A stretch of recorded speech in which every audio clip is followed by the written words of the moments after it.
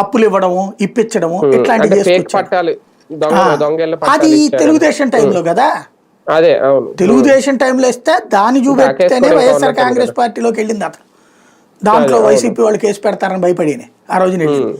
మరి అప్పుడు దాని మీద పెట్టాల్సి కదా, అప్పుడు పెడితే తెలుగుదేశం టైంలో అవుతుంది, పరువు పోతుంది కదా. కాబట్టి ప్రస్తుతానికి ఇంకా ఎతుకుతారు. ఇప్పటికైతే ఇసుక ఇట్లాంటి వాటిట్లలో కేసులు పెట్టడానికి ఏముండదు, ఆధారాలు ఏముండదు, సావదు. ఇసుక తవ్వారు దాని కారణంగా ఇప్పుడు వీళ్ళు తవ్వుతున్నారు కదా అంతకు 4 గింతలు. కాబట్టి బలమైన ఆధారాలు దొరుకుంటే కొడాలి నానిను వల్లభనేని వంశీని వదిలేవాళ్ళు కాదు. సరే అలాగని వీళ్ళు సత్పురుషులు మంచి అంతా మంచి చేస్తారని నేను చెప్పను. వీళ్ళు ఎట్ట తింటున్నారో వాళ్ళు అట్టగా తింటారు. అది క్రియేట్ చేసే వాటికి ఎక్కువ వాల్యూ ఉండదు. ఇప్పుడు తొలినాళ్లలో నడిచిపోయినాయి, ఇక ఇప్పుడు మలినాళ్ళకు వచ్చేసినాయి. కోర్టులకు కూడా మొదట్లో ఏంటంటే చూసి చూడనట్టు పోతున్నాయి.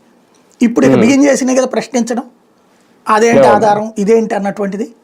ప్లస్ ముందస్తు బెయిల్ ఇవ్వడం బిగిన్ చేసినాయి కదా. ఒకసారి ఆ ట్రెండ్లోకి వచ్చాక కష్టం గబక్కన.